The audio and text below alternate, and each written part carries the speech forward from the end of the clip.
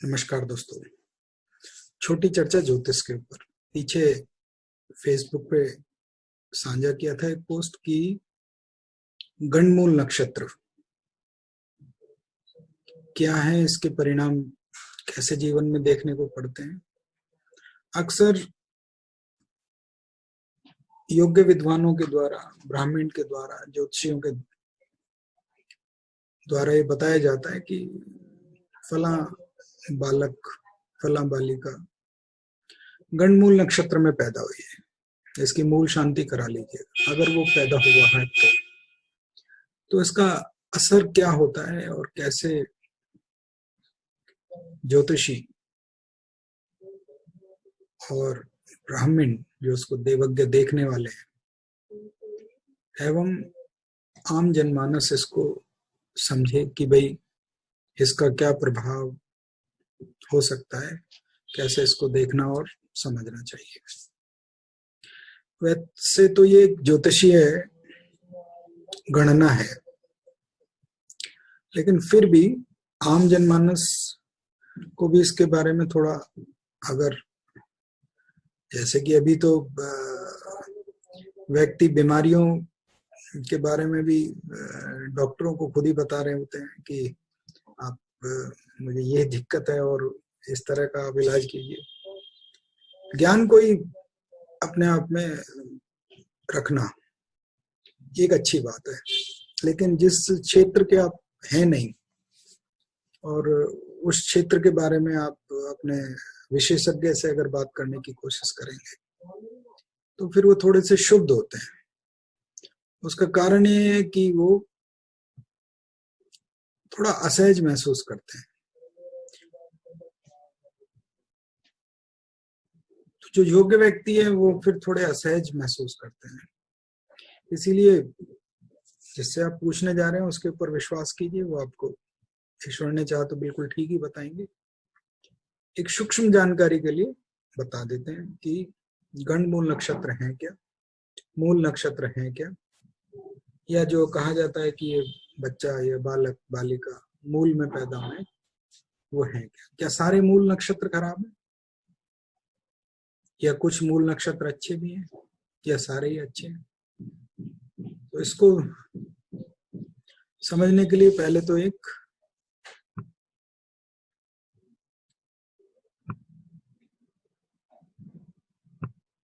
हम प्रयोग करें ज्योतिषीय कुंडली का और फिर उसके बाद उसको समझें कि ये कैसे काम करता है। आपके सामने कुंडली लगा के मैं इसको शेयर कर रहा हूं, तो आप इसको देखिए।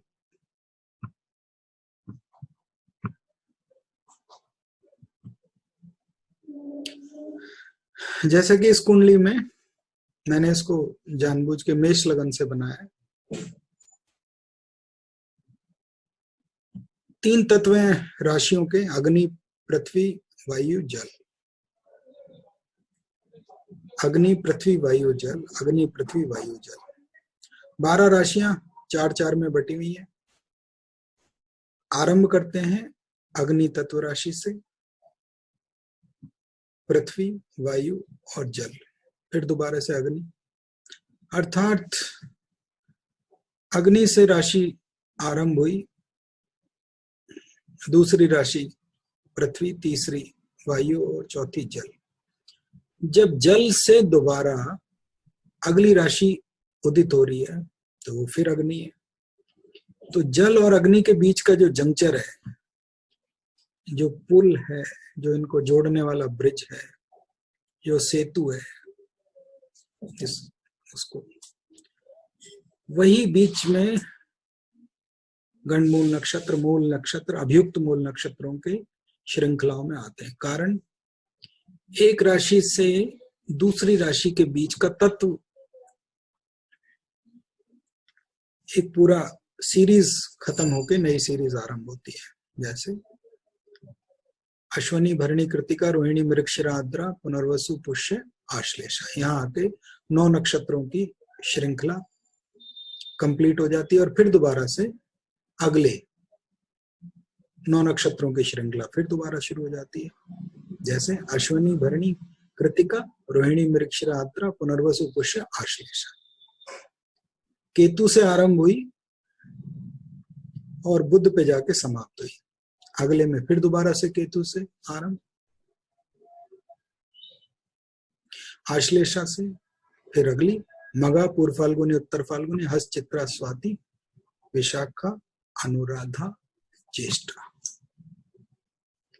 मघा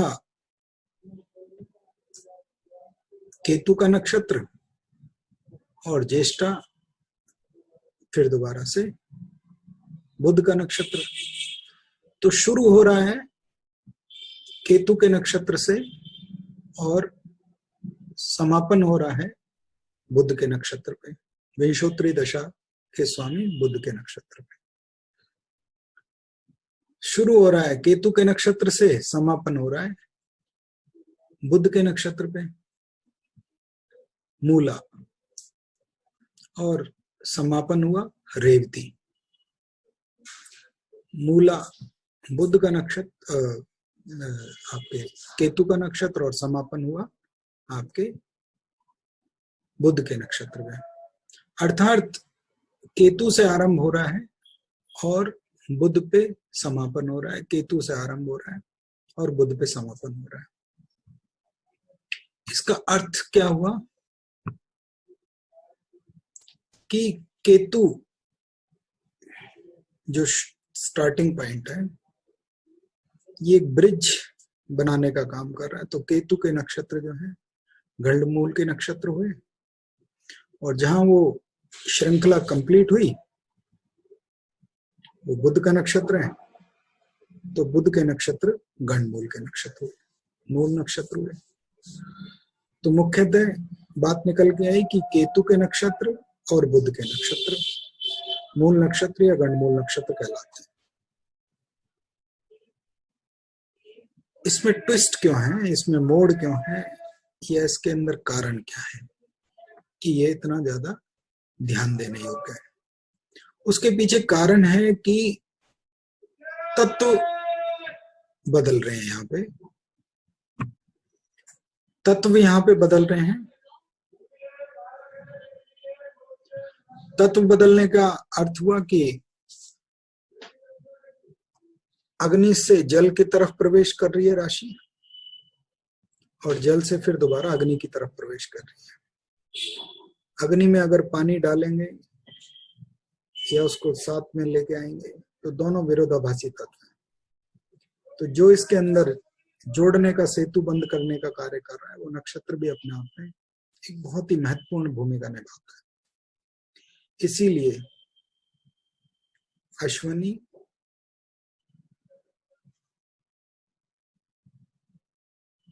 अश्लेषा,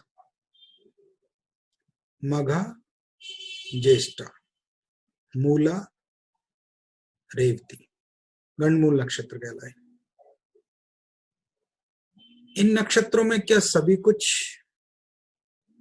ध्यान देने योग्य है? ऐसा नहीं है।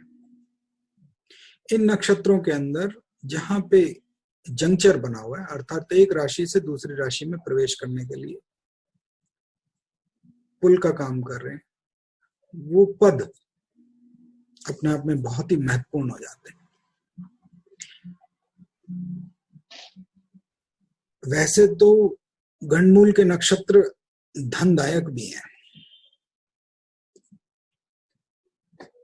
वैसे तो गंडमूल के नक्षत्र जो है व्यक्ति को कई प्रकार के लाभ भी प्रदान कराते हैं, किंतु इसके साथ साथ गंडमूल के नक्षत्र एक इंगित भी कर रहे हैं कि जीवन में इस क्षेत्र के अंदर आपको थोड़ा सावधान रहना चाहिए, देखते रहना चाहिए, कोई परेशानी ना है। अगर वो है तो उससे संबंधित पूजा, उपासना, दान, पुण्य जो शास्त्र संगत है वो कर लेना चाहिए। जैसे अश्विनी का प्रथम चरण ये पिता के लिए थोड़ी सावधानियां बताता है, लेकिन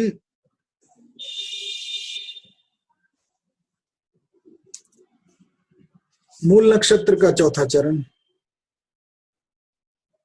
ये धन का लाभ भी देता है। अब दोनों ही तो केतु के नक्षत्र हैं, लेकिन दोनों के अंदर विरोधाभास देखिए। इसलिए मैंने कहा कि गणमूल का हर नक्षत्र परेशान करे ऐसा नहीं है। ये तो केवल एक संकेत मात्र है कि आपको जीवन के इस क्षेत्र के अंदर थोड़ा ध्यान रखना चाहिए। आज की चर्चा में आपने हमारे साथ भाग लिया। आज हमने आप लोगों के साथ साझा किया 6 नक्षत्र गणमूल नक्षत्र हैं। गंड का अर्थात गांठ है, जहां एक से दूसरी राशि के बीच में सेतु बना हुआ है।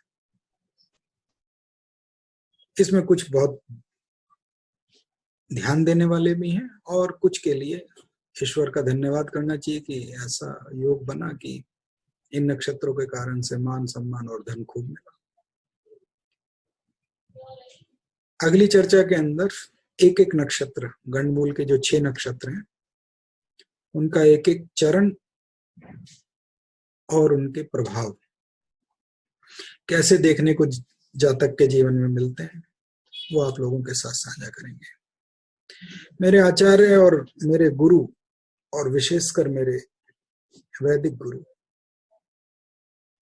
मेरे आचार्य, वो ये कहा करते थे कि अगर हम अपने रूट्स को, जड़ों को मजबूत रखेंगे तो जीवन के अंदर इमारत मजबूत रहेगी। जब तक व्यक्ति मूल ज्योतिष का स्रोत का ध्यान नहीं रखेगा, लोह चरण में पैदा हुआ बालक कैसा होगा, लोहपाद क्या है, गणमूल नक्षत्र क्या है, किसी विशेष परिस्थितियों में जब विशेष प्रकार के योग बन रखे हों, क्रांति साम्य हो, शार्प शीर्ष हो, तो उस समय जो बालक पैदा हो रहे हैं, अमावस्या हो, ग्रहण हो, तो उनके जीवन में क्या एक्स्ट्राऑर्डिनरी है और क्या थोड़ा सा सावधानी भरा है। मैंने अक्सर देखा है कि जो बालक, अनुभव की बात है, आप लोगों के साथ साझा कर, जो बालक लोहपाद में पैदा होते हैं, जैसे पहले पूछा जाता था कि बालक हमारा किस पाए में पैदा हो, स्वर्ण के पाए में, चांदी के पाए में, रजत के पाए में, ताम्र के पाए में, या फिर लोह के पाए में। तो जो बालक लोह के पांव में पैदा होता है, अब उसके परिपेक्ष अलग अलग है। चौथे में भी लोहपाद है, 8वें में भी लोहपाद है और 12वें में भी लोहपाद है, लेकिन उनके प्रभाव भी अलग अलग देखने को मिले हैं। जीवन के किस खंड में उसके प्रभाव देखने को मिलेंगे, ये ध्यान रखना चाहिए। इसीलिए ये श्रृंखला आरंभ करी, जिससे कि ये जो अद्भुत ज्ञान ऋषियों ने, मनीषियों ने हमें दिया, मेरे आचार्यों का आशीर्वाद मुझे मिला, मैं आप लोगों के साथ साझा कर सकूं और समय से पहले अपने लिए चीजों को व्यवस्थित कर सकें, जिससे जीवन में कोई परेशानी ना आए, या आनी ही है तो कम से कम आए। तो इसलिए आज की श्रृंखला के अंदर जो हमने चालू किया, गणमूल नक्षत्र से आरंभ किया, फिर इसको आगे बढ़ाएंगे। धन्यवाद। ज्योतिष की चर्चा में आपने भाग लिया, बहुत बहुत धन्यवाद। चैनल को सब्सक्राइब कर लें, बेल आइकॉन दबा दें, जिससे नए अपडेट्स आपको मिले। इसके साथ साथ इसके परिहार भी, इसके उपाय जिसको कह सकते हैं आप लोग, मैं तो इनको परिहार ही कहूंगा, तो उसके बारे में भी आपको जरूर बताएंगे। त्रुटियों के लिए क्षमा, धन्यवाद, प्रणाम।